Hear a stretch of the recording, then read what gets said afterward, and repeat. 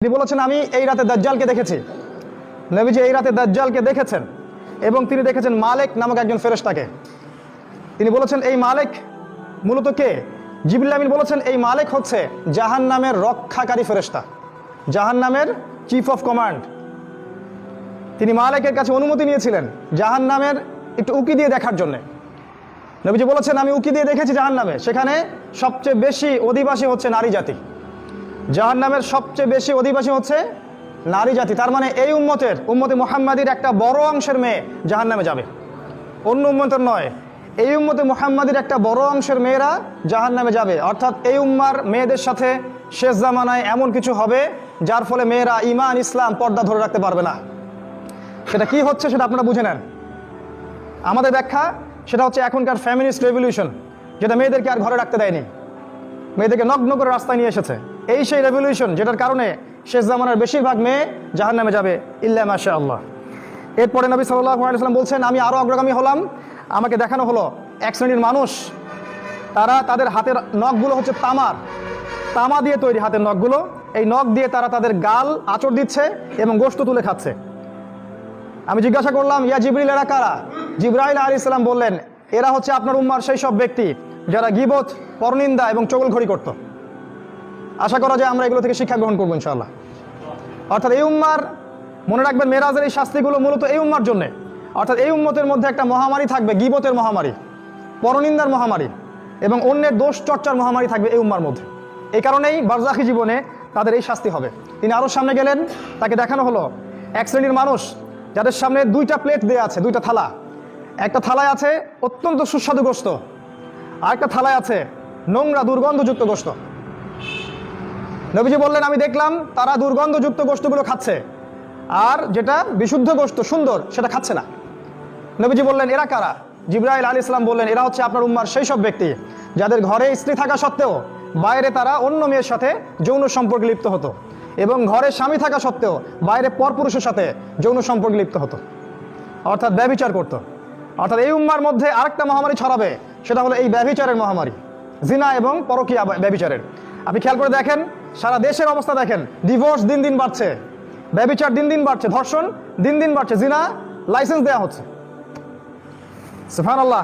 নবী সাল্লাল্লাহু আলাইহি ওয়াসাল্লাম বলেন আমি আরো সামনে গেলাম, আমাকে দেখানো হলো এক শ্রেণীর মানুষ রক্তের নদীতে সাঁতার কাটছে এবং তাদের মাথা পাথর দিয়ে আঘাত করে ফাটিয়ে ফেলা হচ্ছে। আযাব।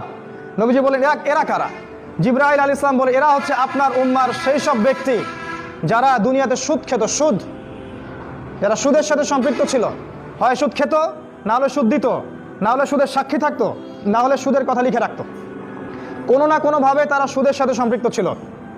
তারা যেমন সুদের মধ্য দিয়ে মানুষের রক্ত চুষে খেয়েছে, ঠিক আজকে ওদেরকে রক্তের নদীতে ফেলে মাথা ফাটিয়ে দেওয়া হচ্ছে। তিনি আরও বললেন আমি সুদখোরদের মধ্যে একজনকে দেখলাম যে সাঁতার কাটছে এবং নদীর কিনারায় গিয়ে পাথর খাচ্ছে, পাথর।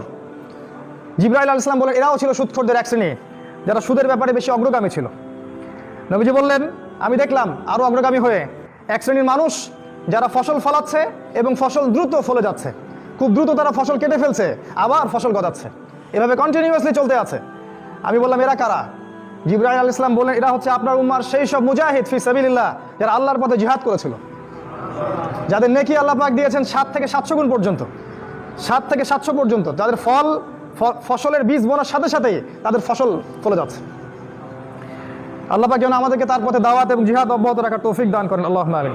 নবীজি দেখলেন আরো সামনে গিয়ে এক শ্রেণীর মানুষ শুয়ে আছে, তাদের মাথা পাথর দিয়ে ফাটিয়ে দেওয়া হচ্ছে, মাথার টুকরা টুকরা হয়ে যাচ্ছে এবং পাথরটা দূরে চলে যাচ্ছে। ফেরেশতারা পাথরটা আনতে যাচ্ছেন, এই সময়ের মধ্যে মাথাটা আবার জোড়া লেগে যাচ্ছে।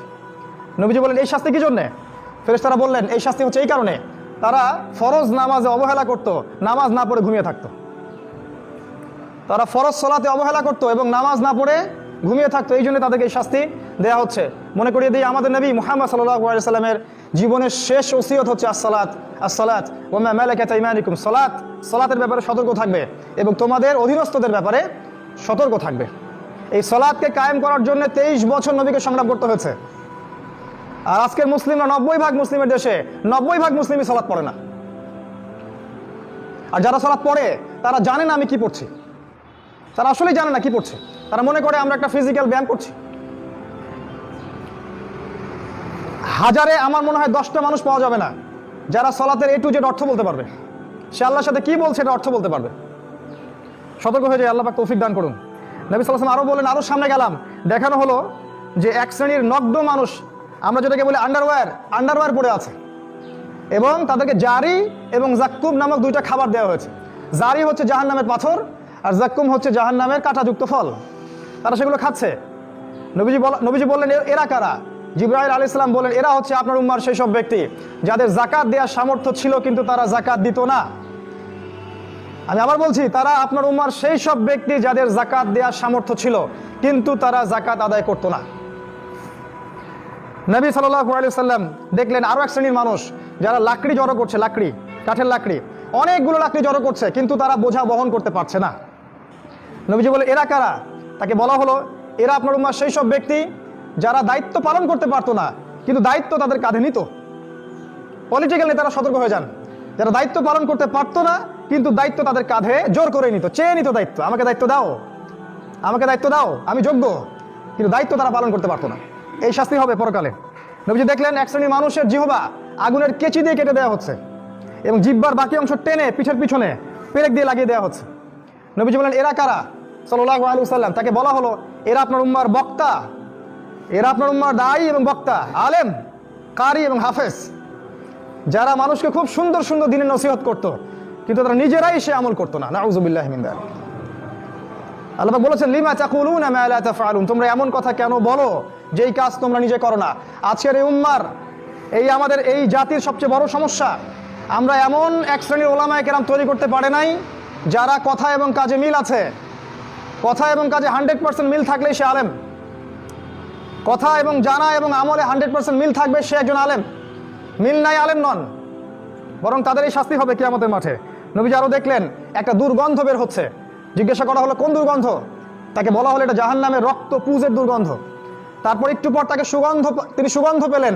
জিজ্ঞাসা করলেন, এটা কিসের সুগন্ধ? নবীজিকে বলা হলো, এটা হচ্ছে ফেরাউনের স্ত্রী আসিয়ার জান্নাতের ঘরের সুগন্ধ। ফেরাউনের স্ত্রী আসিয়া জান্নাতে চলে যেতে পারেন। আজকে আমরা যারা মুসলিম পরিবারে জন্মগ্রহণ করেছি তারা জান্নাতের স্বপ্ন দেখতে পারি না। জীবনের উদ্দেশ্য থাকতে হবে সেই জান্নাত। ফেরাউনের স্ত্রীর জীবনের উদ্দেশ্য ছিল সেই জান্নাত। হাজারটা নির্যাতন সহ্য করার পরেও সে ফেরাউনের ওই জুলুম, ওই কুফর, শিরকের সামনে আত্মসমর্পণ করে নাই। আজও যদি আমরা সেইভাবে চলতে পারি, ইনশাআল্লাহ আল্লাহ পাক আমাদেরকেও সেই ফেরাউনের স্ত্রীর মতোই জান্নাত দান করুন ইনশাআল্লাহ তাআলা।